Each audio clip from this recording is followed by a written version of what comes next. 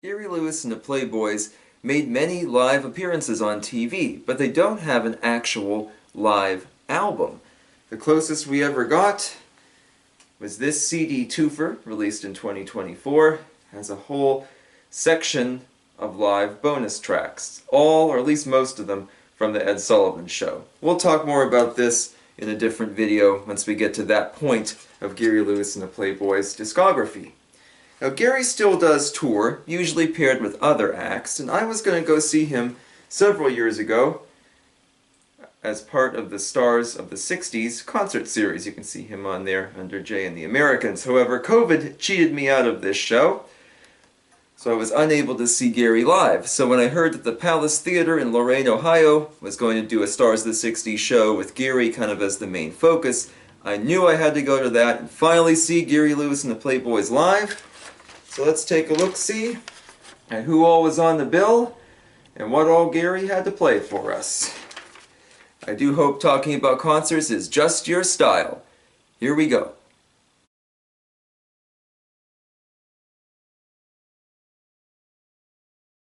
Just give me a ticket for an airplane. I ain't got time to take a fast train. My baby, she wrote me a letter. We've never really talked much about the box tops on this channel, and I'm not really an expert on them by any means. We have discussed the song The Letter, usually as it applies to the Beach Boys, and also we mentioned the Arbors version in another video. But of course the box tops were the original artists for The Letter, and did a really good job opening up the show. Original members Bill Cunningham and Gary Talley were both there, both of whom did an amazing job and did most of like the audience banter, that sort of thing. They acknowledged the members that had passed on, such as Danny Smythe and most notably Alex Chilton, who did some solo Beach Boys related work that maybe someday when we talk about those Brian Wilson tribute CDs we'll bring him up. Of course his vocals are greatly missed, but the other members of the group did a nice job, trying to fill in. Rick Levy was prominently featured. He was not a founding member that I'm aware of. He seems to be a more recent touring addition. He walked with a cane though, which prompted the people next to me to be like, oh geez, that guy looks like he's 80 something. But he did a really good job. He also played a ukulele that he plugged in, which I thought was kind of cool when they did a song called Neon Rainbow. More about that in a second. And a man named Mike Stewart did the keyboards for most of the songs, not all of them, but at the end of the show the Box Tops were pushing their new CD. Mike Stewart was the one who sat in the lobby at the little table. You can get your CD autographed and that kind of stuff. We'll talk more about the end of the show a little bit later, but in terms of original members, only two really seemed to be there. The Box Tops did several songs, including Choo Choo Train. They did probably next to The Letter their most famous song, Cry Like a Baby. They did Soul Deep, which was really good, and for Neon Rainbow, which they interestingly talked about as being kind of a failed experiment to combine their traditional, as they say, Tennessee sound or Memphis sound with psychedelic stuff, and Bill Cunningham was like, yeah, that was not a good idea, but Neon Rainbow actually rocked pretty hard. I liked it a lot. I think the original recording is almost more sunshine pop than it is like psychedelic stuff, but I thought they did a really nice job, and they brought the big mirror ball down and did this psychedelic light display during it, which was really cool, and I'll show a photo of that here in a moment. But they also joked how in the 60s it was one thing to be exposed to psychedelic drug imagery all the time. Nowadays, as there are no free clinics around, so if you are going to react negatively, just close your eyes during the song. They also mentioned how the Summer of Love was promptly followed by the Summer of Penicillin, which I thought was pretty funny as well. They did several tributes to those Sun record stars that had come before them, Johnny Cash, Jerry Lee Lewis, that sort of thing. They did, of course, Soul Deep, and of course The Letter was the big finale, and they did a really nice job on The Letter. It's such a short song, but it packs a lot of punch into a very small package, that sort of thing. So the Box Tops were a very strong way to start the show.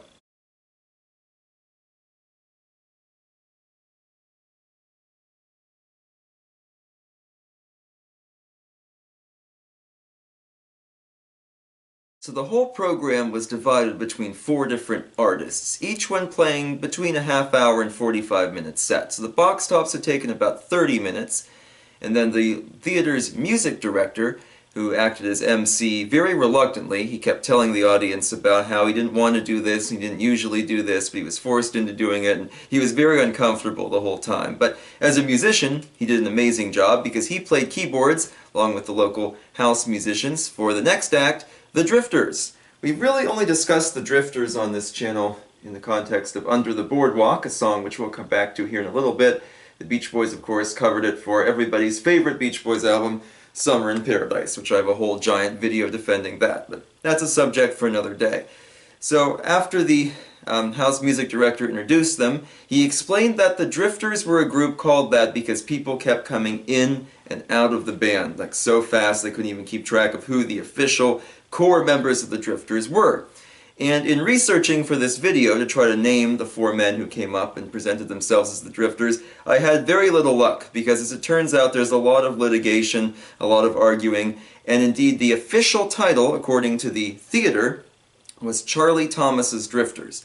But don't think Charlie Thomas was there, because he passed away a couple years ago, so presumably they're just using his name sort of in memoriam, that kind of thing. So they didn't really introduce themselves either, except for one was introduced as Shorty, because he was much shorter than the other three, but even looking up like the Drifters Shorty, I couldn't really pinpoint anybody's names. I guess they all come from the North Carolina area. They told us that coming from warm, sunny North Carolina up to cold and rainy Ohio was so difficult that they almost got back in the car, turned around, and went home again. I don't know. Anyway, the Drifters did not bring any of their own musicians. They entirely used the sort of house musicians, the theater musicians. The Box Tops had used the local horn players, which they even said, yeah, we don't know their names, they're just the horn players, that kind of thing. And of course the music director, he played the keyboards for the Drifters. Like the Temptations, the Drifters line up at the microphone and they all do synchronized dancing and singing and that sort of thing. They don't actually play any instruments, even like tambourines or anything like that. Honestly, that works pretty well. Also, an improvement over the Temptations was that the Drifters all came out at once and the backing musicians were all dressed differently. When I saw the Temptations, there was some confusion because their main backing musicians all wore black suits, so everyone started clapping thinking the backing musicians were the Temptations. But no, the Temptations came out later in red suits, and there was some confusion about who was who exactly. So the Drifters, all coming out at once, all in black tie, everything. That was a much better choice. And they did a nice 30-minute concert, of course. The Drifters did some great ones, including Save the Last Dance for Me, This Magic Moment, Up on the Roof, which they did as a tribute to the great Carole King. That was really nice. They did There Goes My Baby, which the lead singer of this particular itineration of the Drifters stated he helped to write, that he'd been in second grade and he'd bought all these lollipops and chocolates and things to give to this girl he liked, but a fourth grader came by and stole her. I'm assuming that was maybe like Ben E. King or somebody had told that story and he was just repurposing it for this particular concert, because I think all of the writers of There Goes My Baby are deceased, so I don't know. Again, it was really hard to research the Drifters because there's so many people moving in and out. You know, I thought the Beach Boys were complicated, but it looks like the Drifters even more so. And of course, the big finale was Under the Boardwalk, kind of the audience participation part of it. There are scenes where everybody, or moments I should say, where everybody would stop singing and the audience would have to sing Under the Boardwalk, that kind of thing. It was really good.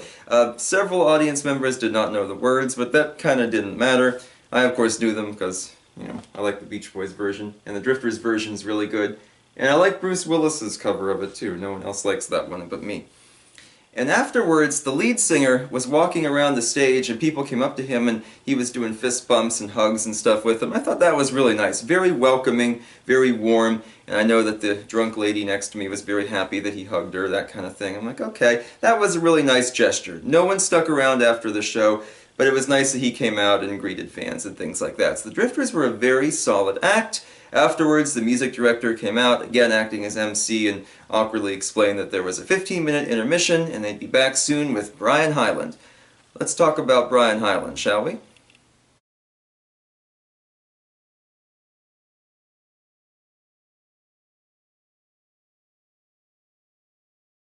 One, two, three, four. Stick around, I'll tell you more. Next up, the MC introduced a teen idol, Mr. Brian Hyland. Brian Hyland was the only one that I got a chance to actually meet. We'll talk more about that after I go over a few points of his set list. So, of course, we remember Brian Hyland today mostly for his chart-topping single, Itsy Bitsy Teeny Weeny Yellow Polka Dot Bikini. I remember it best for its inclusion in Billy Wilder's 1, 2, 3, where the Soviet authorities play the record repeatedly as a torture device to get information out of enemy agents. I was going to mention that to Brian Hyland, but I didn't. I thought that might be kind of rude. And of course, Hyland shares a lot of songs with Gary Lewis and the Playboys, and we'll get more into that in a second. Of course, Itsy Bitsy Teeny Weeny Yellow Polka Dot Bikini was the big audience participation bit. Brian Hyland did it very early on in his set, and the girls in the audience really got into it too, especially with the counting bits, as I imitated for you the opening of this particular segment. Another one of his that really went over well was Gypsy Woman. Gypsy Woman got a huge ovation, definitely a favorite of a lot of people there. Brian did a song called Sealed with a Kiss, which was very successful. He even talked about how, you know, two lovers, young lovers, separating temporarily for a summer, for a vacation, and coming back together later, that sort of thing. I send you all my love in a letter, sealed with a kiss, because I can't see you in person, that sort of thing. So that was done by Gary Lewis and the Playboys. It was their last major hit. We'll come to the Now album a little bit later on.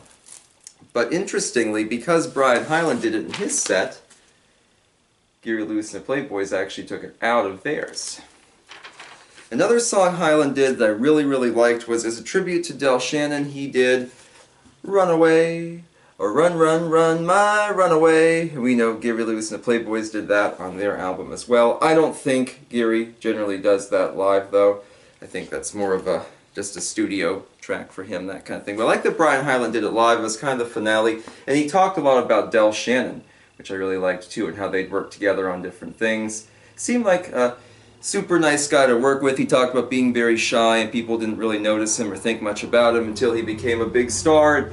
After Itsy Bitsy Teeny Weeny Yellow Polka Dot Bikini went to #1, he said there were girls lined up all around his house in New York, that kind of thing. So that was pretty fun. But Brian Hyland hung around after the show to sell photos and ladies' t-shirts that said Itsy Bitsy Teeny Weeny, etc. on them, that kind of thing. I thought, you know, I should stop and say hi.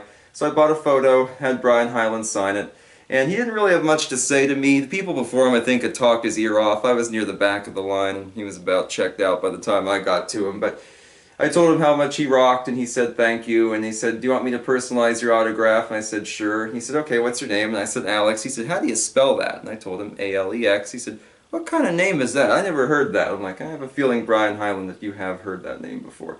But he was probably just tired. But he was nice enough to sign and personalize my photo. So that was nice of him to do. It was a really fun show, too, to see him up there. But now we have to talk about the main purpose of this video. Count me in. We gotta talk about Gary Lewis and the Playboys.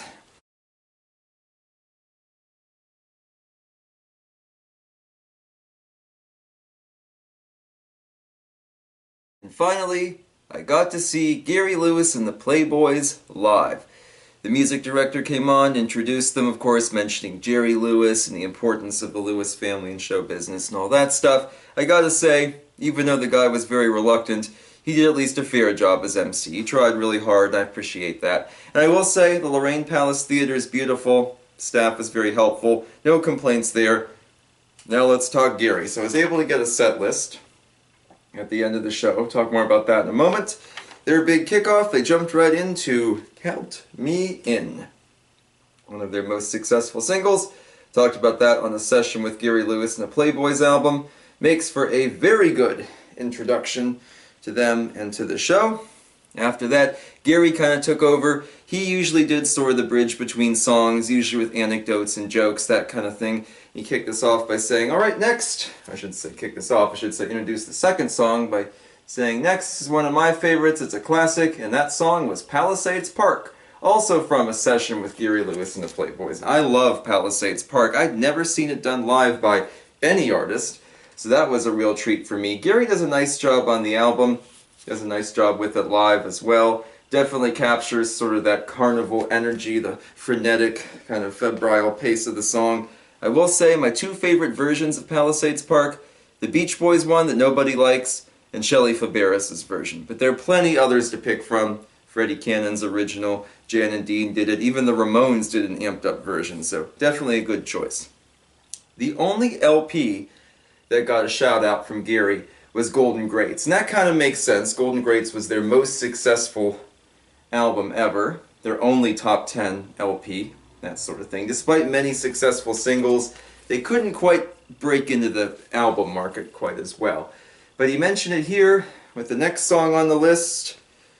Sure gonna miss her, sure gonna miss her, I'm sure gonna miss her every day, that kind of thing. And you might notice it says Money on here. Gary talked about this being the last song he recorded before he had to report for his Army service, and how, you know, who wouldn't want to make $100 a month in the Army, that kind of thing, and joking a little bit about that. But then he turned that into a salute to all the veterans. He said, give all the veterans a hand, and everybody did, and that was a really nice moment. So it started as a gag, ended a little bit differently. He talked about going overseas to different parts of Asia. It was really interesting. And I know Gary's done veterans benefits and things like that before, and he didn't let his drafting into the service permanently end his entertainment career.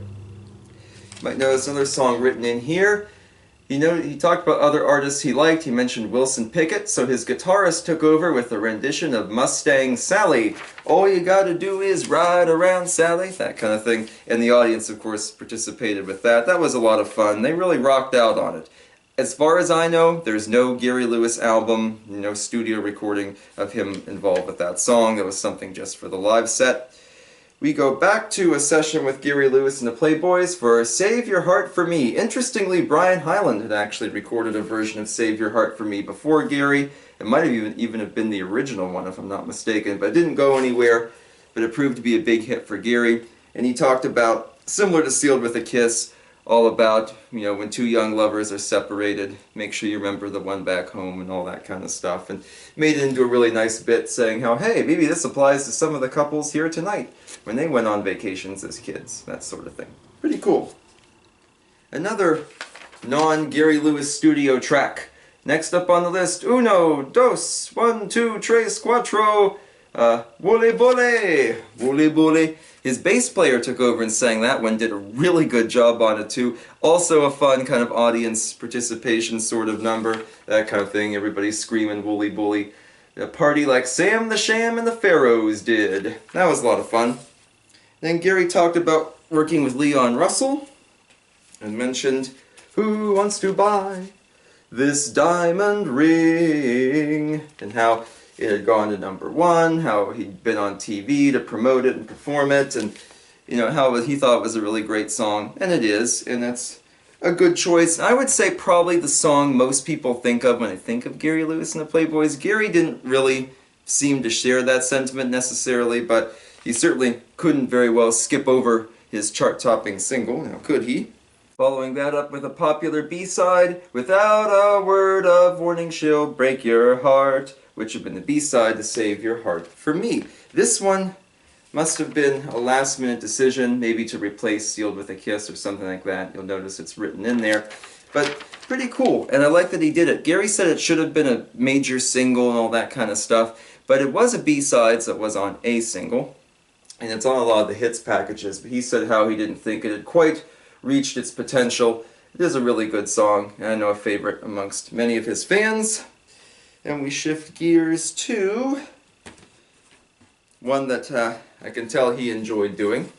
Everybody loves a clown, so why don't you? Now there was a professional photographer for some local newspaper or something like that there at the time, and Gary did lots of ridiculous gag photos running around the stage. Gary doesn't really play anything besides a tambourine, so he can move around the stage and dance and things. But at one point when the photographer was snapping his photo, he lifted up his shirt to show his belly button, all that kind of stuff, and being silly, so it makes sense that Everybody Loves a Clown. Probably a favorite for him to do live, and indeed wearing this very loud kind of floral plaid shirt really helped to kind of sell Gary's image as someone who's a lot of fun. Seems like he'd be a cool guy to talk to, a cool guy to hang out with, and he definitely sells Everybody Loves a Clown. I think if someone did it seriously, probably wouldn't work too well.